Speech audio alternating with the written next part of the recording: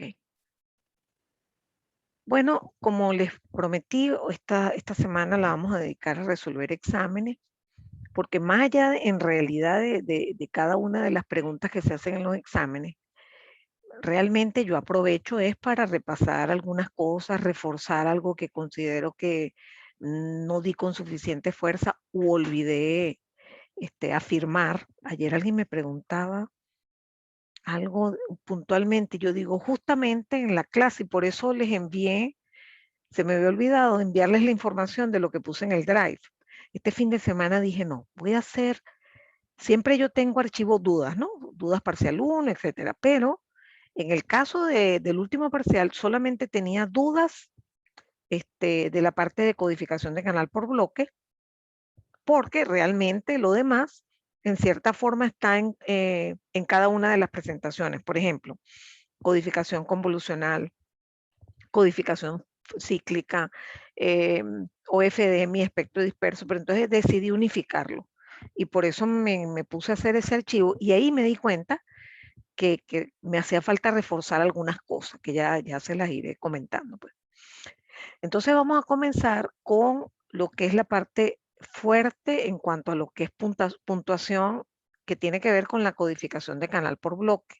¿Y por qué es la fuerte? Porque es la que me permite cerrar bien el tema de codificación de canal, convenciéndoles por un lado que se logra una baja en la probabilidad de error, pero por el otro, haciéndolos hacer que se entienda que la velocidad de transmisión aumenta en el canal.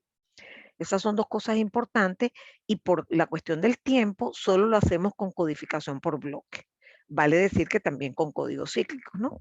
Porque los códigos cíclicos son también códigos de bloque. Entonces, en este ejercicio en particular, esto fue en julio, que todavía no había pandemia, pero ya yo estaba dando clases desde acá.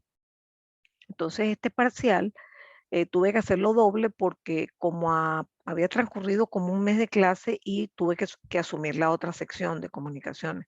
Entonces, por eso tengo dos versiones de parcial 3, que en este caso, como ustedes saben antes, yo hacía 3 parciales.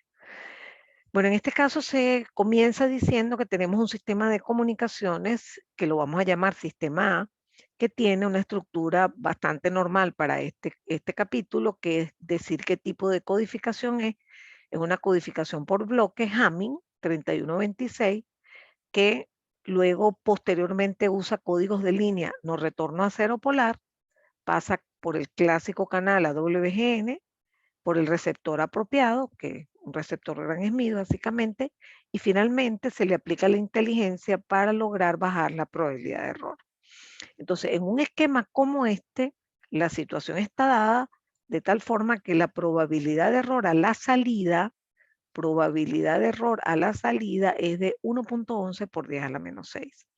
Entonces, observen que uno tiene que entender lo que le están diciendo y eso se traduce en que me están dando P final, que es la probabilidad de error por bit a la salida. ¿Okay? Estos son los datos de entrada y después la primera pregunta dice que obtenga la probabilidad de error para un sistema B distinto, que como nos damos cuenta es simplemente un sistema clásico de no retorno a cero polar, sin codificación de canal. Entonces me aclaran que la potencia de transmisión es el mismo, el canal y la velocidad. ¿Okay? Eso para poder entender que el parámetro E sobre eta es el mismo. ¿Okay? Muy bien. Entonces, bueno, partimos del hecho de que yo conozco la probabilidad final del sistema codificado y de allí voy a tratar de extraer algo que me hace falta, que es el argumento de esta Q para poder calcular la probabilidad de error clásica de no retorno a cero polar. Entonces, esto se convierte en algo bastante matemático. Una vez que uno parte de este punto, usa la fórmula que es n-1 en t, que es aplicable a los códigos de bloque en general, solamente que t va cambiando. ¿Okay? Ya veremos en otro ejercicio otro valor de t y cómo se aplica esta fórmula. Pues simplemente n-1 en t cambia y esto es t más 1. Este exponencial a la que está elevada a p sub c. Bueno, lo cierto es que despejamos de allí p sub c, que a su vez es igual a algo normal de una transmisión no retorno a cero polar, pero con los bits apretaditos. ¿verdad? Porque ahora en esta codificación, donde antes cabían 26, ahora caben 31. Entonces la energía se achica por un factor que es 25 sobre 31. Entonces eso implica que, digamos, nosotros de aquí, a su vez, podemos despejar el argumento. Porque si me dicen que una probabilidad es igual a este valor, y esto es igual a una Q de algo, que eso no siempre es así. A veces, como nos pasó en el proyecto, ese valor era igual a 3 medios de Q de algo, entonces hay que tener cuidado. Pero en este caso, la probabilidad de error de los bicodificados es una probabilidad normal de no retorno a cero polar, excepto que los bits están achicados. Entonces, eso me permite entrar a la tabla. Esta tabla es la de valores bajos de probabilidad de error. Usted tiene las dos. Yo he tratado de enseñarlas ambas. Vamos a ver qué me dice por aquí Diego. Yo suelo utilizar el promedio de los dos valores deseados. Realmente no importa. Realmente no importa porque los valores están muy alejados. En esta tabla, sobre todo, hay muy poca precisión. Entonces, cuando está en el medio, lo que hace Diego está bien, que toma un promedio. No hay problema, no hay problema. Aunque en realidad esas relaciones no son lineales, pero dada la mala precisión que ofrece la tabla, está muy bien lo que está haciendo Diego, que es tomar, aquí no se ve porque nada más puse una fila, ¿no? Pero si veo varias filas y digo, oye, tengo dudas, no sé. En este caso era muy bueno porque 1,92 y 1,93 son prácticamente idénticos, por 10 a la menos 4. ¿Okay? Entonces, al yo ubicar este valor de probabilidad en la tabla, ubico el argumento interno, que es esto que está aquí. Entonces ya sé que este argumento es 3,55 y bueno, esto lo demás es cuento, cuento, cuento, termino despejando 2e sobre eta la raíz, que me da 3,87. Entonces con eso, ¿verdad? Que es lo que estaba buscando, vuelvo a entrar a la tabla y me da este valor de probabilidad. Ese es el valor que realmente normalmente yo arranco con él. Generalmente uno tiene un sistema de referencia sin codificación y uno dice, ay no, esta probabilidad está muy mala, vamos a mejorarla. ¿Ok? Bueno, vamos a meterle codificación de canal. Y entonces caemos en, por ejemplo, en probar codificación Hamming, que corrige un error cada n bits. Y bueno, fíjense que en este caso la reducción no fue así tan drástica, pero sí hay reducción. Nos comparamos estos dos valores y observamos que hay reducción. Y también nos convencemos que siempre PC es peor que todos, ¿no? Es malo. ¿Ok? Esta parte está bastante sencilla. Ahora me dicen que, oye, la persona que está decidiendo qué va a hacer dice, mira, ¿sabes qué? Yo no me voy a gastar esa plata en montar un sistema de codificación de canal. Vamos a ver qué dice, que me está preguntando Luis. Profe, habría que hacer la relación de Hamming primero para decir que T igual 1. Fíjense, esa pregunta es muy válida, pero cada vez que estemos hablando de Hamming es innecesario. Eso es un hecho cierto que nosotros, para todos los Hamming tienen T igual 1. ¿Okay? Eso no lo tienen que demostrar. Pero si es otro esquema, bueno, a menos que yo se lo afirme, ¿no? Yo, mire, les doy una codificación 7.2. Ah, por cierto, esa codificación puede corregir hasta 2 errores por cada 7 bits. Ah, eso es otra cosa. Pero si no, ustedes antes de aplicar las fórmulas de PF, por ejemplo, que tienen que ver con T, tienen que averiguarlo. Normalmente, cuando yo quiero que lo averigüen, se lo pongo como una pregunta por separado, porque si no, digamos, es injusto que inviertan un tiempo que no tenga ningún peso en particular. Bueno, por cierto, aprovecho de decir, este es el momento de que pregunten bastante. Estoy encantada.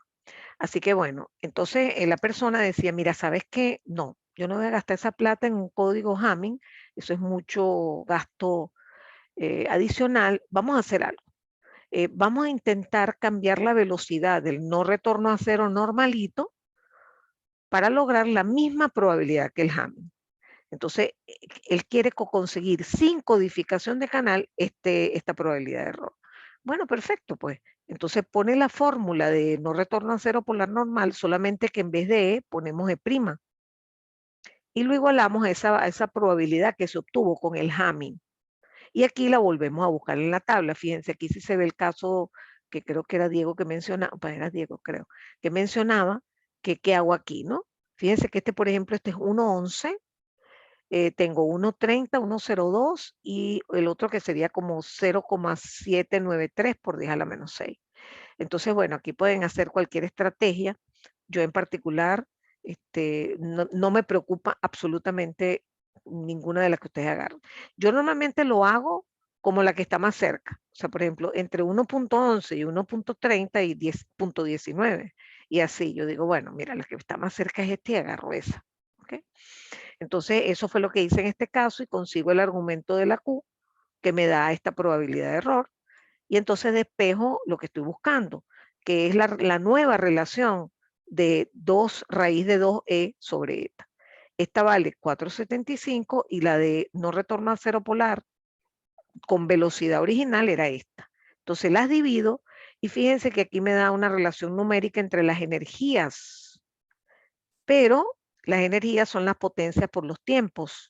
De tal manera que yo sé que como me están afirmando que las potencias son las mismas, el dueño de la empresa lo que decidió fue cambiar la velocidad, entonces se me van las potencias porque son las mismas y me queda que la relación entre los tiempos es de 1.5. Como ellos quieren es que yo le hable de velocidad, lo que hago es sacar el inverso. Si Tbit primas entre Tbit es 1.5, Fbit prima entre Fbit es el inverso de 1.5. Y fíjense lo que me da, me dice, básicamente esto se traduce en que la velocidad nueva es más pequeña que la vieja.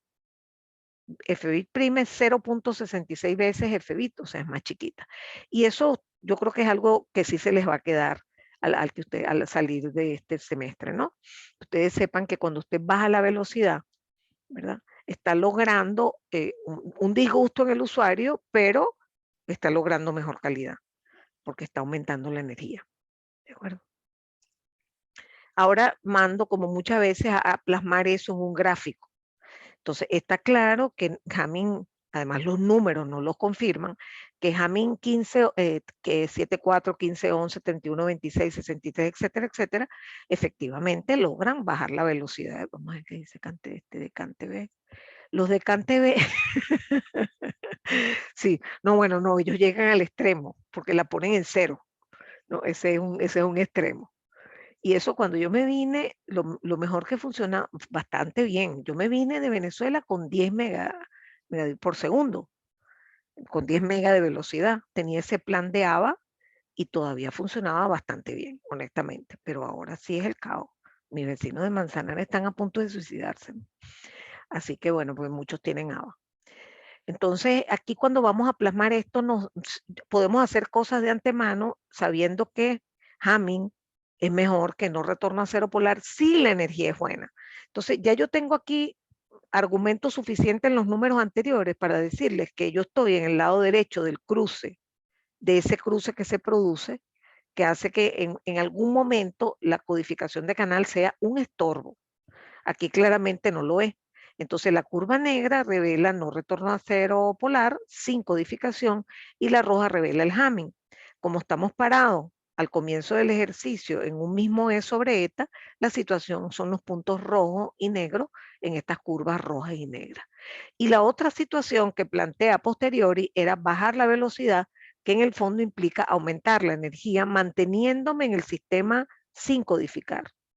Entonces, lo que hice fue pasar una línea horizontal porque esto significa que estoy manteniendo la probabilidad de error.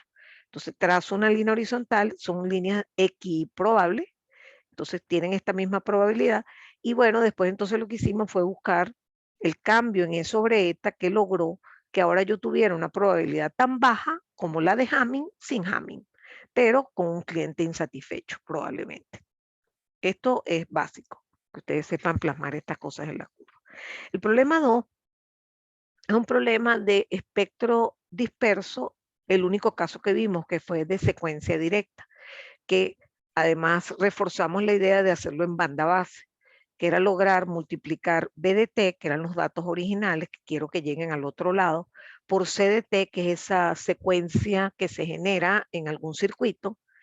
Nosotros en particular vimos aquellos circuitos que estaban hechos con registros de desplazamiento y lazo de realimentación, y eso me dio la posibilidad de que esas secuencias que de aleatorias no tienen nada porque son periódicas, pero dentro del periodo parecen ruido blanco gaussiano.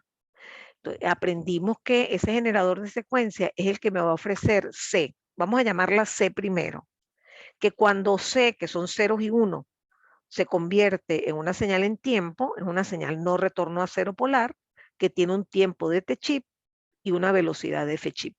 ¿Okay? Entonces me dicen que el sistema lo montaron con ese circuito que generó CDT, ¿okay? O generó C y después se generó CDT, y con él, ¿verdad? Se dispersó el espectro, de tal manera que la ganancia de procesamiento obtenida fue de 10 dB. Si la pasamos a lineal, ese es el más fácil, 10 dB es lo mismo que 10 en lineal. O sea, me están diciendo que la dispersión de ancho de banda fue de 10 a 1. Eso es lo que significan esos 10 dB. ¿De acuerdo? Entonces, aprendimos que mientras más grande es esa ganancia, es mejor. Es mejor desde el punto de vista de lo que se está buscando, que por un lado puede ser en una aplicación de evitar la interferencia, y por otro lado puede ser en una aplicación en donde uno esté tratando de usar un canal por múltiples usuarios, asignándoles un código distinto a cada uno. ¿Okay? Son aplicaciones distintas, pero que ambas tienen secuencias pseudo aleatorias, que son las que tienen la responsabilidad de dispersar el espectro. Bueno, este generador tiene 10 registros. Esos son básicamente los únicos datos que me dan. ¿Okay?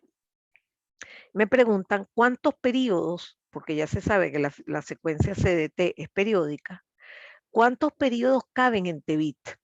Entonces uno primero se preocupa y dice, ya va, pero es que yo no tengo Tbit.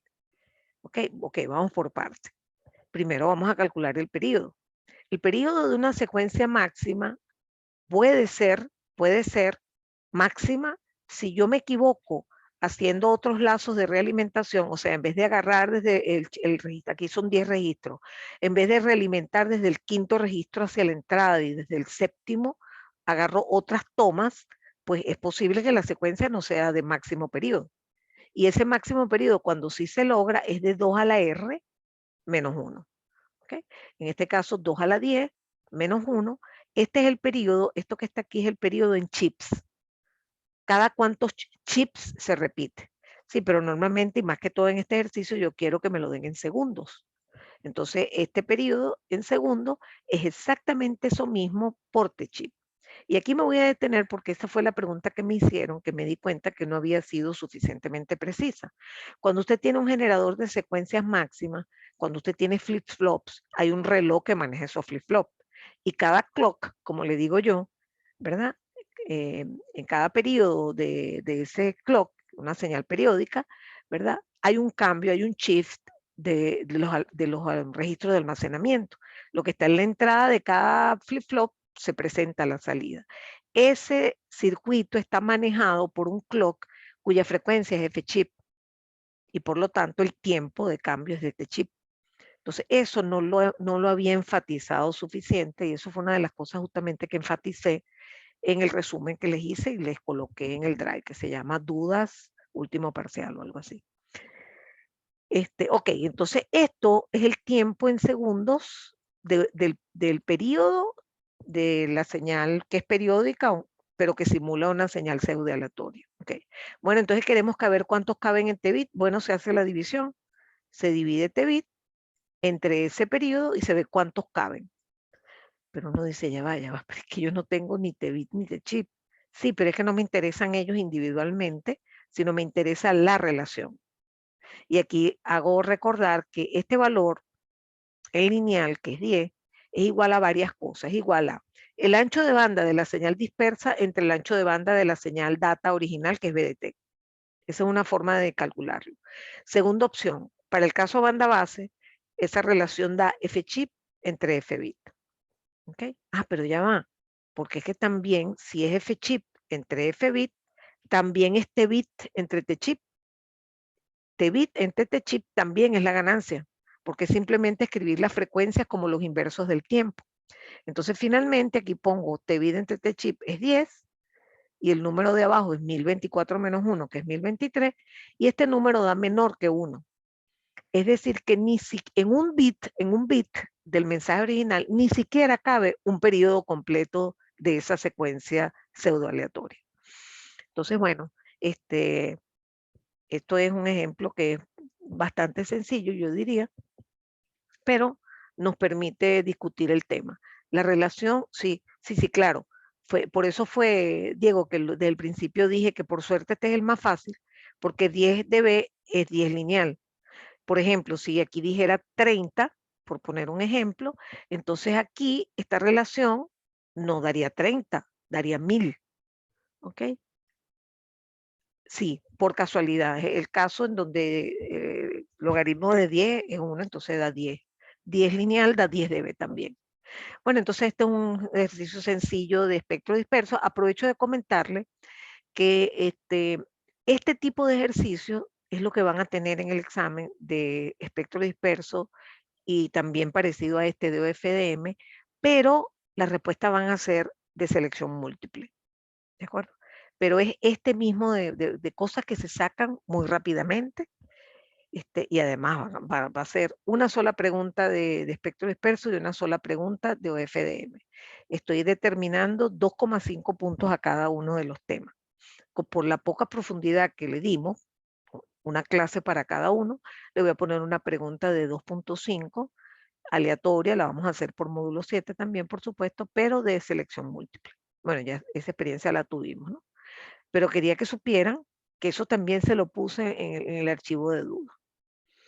Bueno, el problema 3 habla de un sistema OFDM, ¿verdad? Y aquí se menciona la modulación 16 QAM. Entonces, vamos a empezar por orden. Uno tiene también aquí una ráfaga de bits, ¿verdad?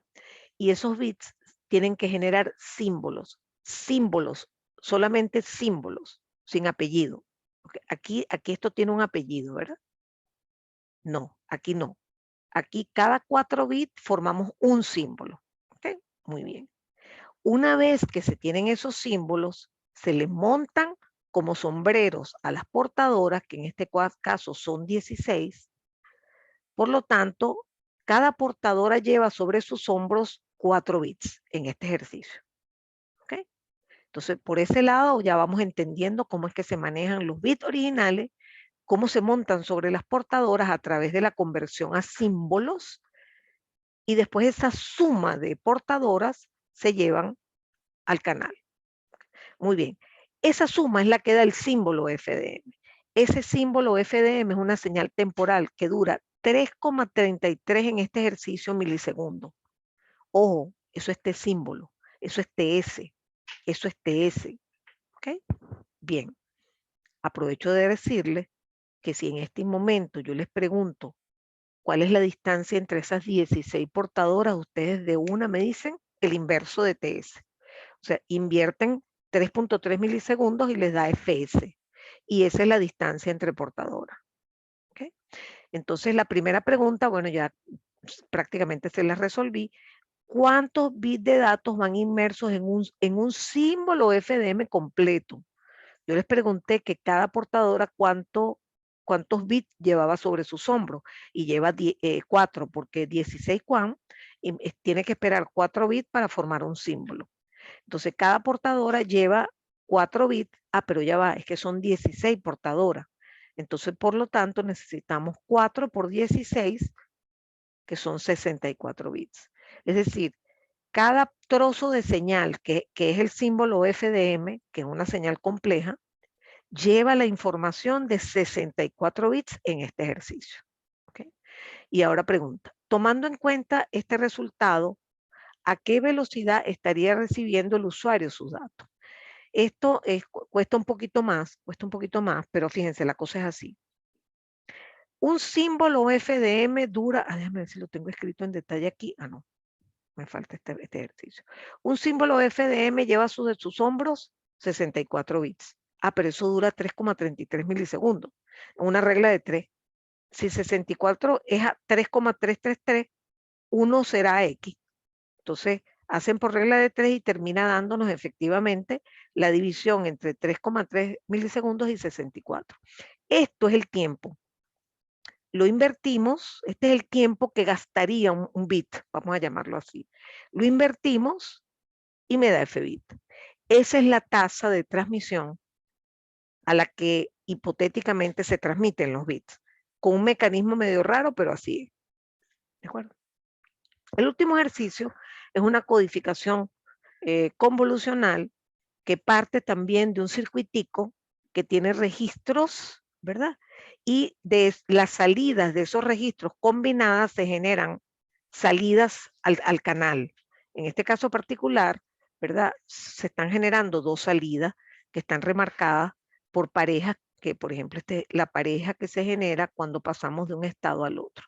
Bueno, ese circuitico que forma el codificador convolucional es una máquina de estado, que por un lado, cada vez que entra un bit, él hace cambiar, cuando viene clock, hace cambiar la posición de los bits de entradas hacia la salida y cambia la salida propiamente dicha, que en la teoría las llamamos U1, U2, U3, todas las que sean. Entonces aquí tenemos dos, serían U1, U2. Entonces esto, ¿verdad? Como es una máquina de estado, uno puede representarla con un diagrama de estado. Entonces uno lo primero que hace es un diagrama de estado, pero el diagrama de estado tiene la desgracia, digamos, que no nos muestra la evolución temporal. Entonces se presenta el diagrama Treliz, que es básicamente un diagrama de estado, pero progresivo en el tiempo y repetitivo. Y la palabra Treliz es porque esto es como un enrejado, como una mallita de una reja, y por eso se le llama así. Treliz es en francés. Entonces aquí se pueden, cuando uno tiene el diagrama de un sistema, de un codificador convolucional, uno puede aquí hacer algo tan rápido como, dado unos bits de entradas, encontrar los bits de salida. Facilísimo. Vamos a suponer que viene 3 unos seguidos. Entonces aquí lo primero que hay que recordar es que los unos se representan por trayectorias puntuadas y los ceros por sólida. Entonces si vinieron 3 unos, me viene por este camino, por lo tanto los primeros bits de salida son 1, 0. Después vino otro 1, por lo tanto los bits de salida fueron 0, 1, y después vino otro 1, por lo tanto la ráfaga completa fue 1, 0, 0, 1, 0, 1. Es decir que por 3 bits de entrada se están generando el doble de salida. ¿Okay? En este caso particular se pedía otra cosa, que es la capacidad de corrección, que es algo bastante simple porque dependiendo de la cantidad de registros, la trayectoria de puros ceros, que siempre existe, en algún momento va a encontrar a alguien que la hace encontrar. En este caso fue después de 2 clock. Si tuviésemos 3 registros, tendríamos que esperar 3 clock. Bueno, en ese momento que se cierran estas posibilidades, se calcula lo que se llama de free, que es el equivalente de min en códigos de bloque. Entonces aquí uno lo que hace es comparar esas ramas alternativas con los caminos de puros ceros y calcular el equivalente a la distancia Hamming. Entonces aquí tendríamos en cuánto difieren esto en uno solo, en cuánto difieren esto en dos, por lo tanto en total la distancia free es de 3. Y entonces ahí metemos en la misma fórmula que vimos para códigos de canal, que es t igual a de min menos 1 sobre 2, parte entera. Entonces así estaríamos calculando la capacidad de corrección de errores en este codificador convolucional. Vale aclarar que como no hay bloque, uno dice ya va, ya va. Usted me está diciendo, por ejemplo, en este caso, que de min es 3, perdón, que de free es 3, 3 menos 1, 2, entre 2, 2, parte entera es 1. O sea que aquí t igual 1, pero que 1 qué. O sea, yo puedo corregir un error de cuántos. Entonces aquí nos damos cuenta que en este tiempo, de aquí a aquí, salieron al canal 4 bits. Entonces, esto me está diciendo que yo soy capaz de corregir un error cada 4 bits. Así como en códigos de bloque decía un error cada n bits, donde n era el tamaño completo del bloque codificado. ¿De acuerdo? Entonces, bueno, esto es un ejercicio que trata directamente sobre codificación convolucional, pero aproveché de comentarles algunas otras cosas. Por ejemplo, algo importante que lo veremos en otro ejercicio es usar este mismo enrejado para hacer la decodificación. De hecho, ese es el gran éxito de la codificación convolucional, porque la codificación convolucional es mucho más light de codificar y decodificar desde el punto de vista de carga computacional, pero es menos efectiva. O sea, la probabilidad de error que genera un esquema similar de códigos de bloque y códigos convolucionales, la probabilidad de error es mayor en los códigos convolucionales. Entonces, por eso es que en la vida real, hoy en día, en todos los sistemas de comunicaciones y también en los de almacenamiento de energía, como las memorias, los discos, etcétera, se aplican esquemas combinados de codificación por bloque que se usa en tamaño moderado. Por cierto, se usa codificación de canal por bloques, pero de símbolos, no de bits. O sea, por ejemplo, 7-4, por poner algo, significaría que se toman, en vez de 4 bits, se toman 4 símbolos y se le agregan 3 símbolos redundantes.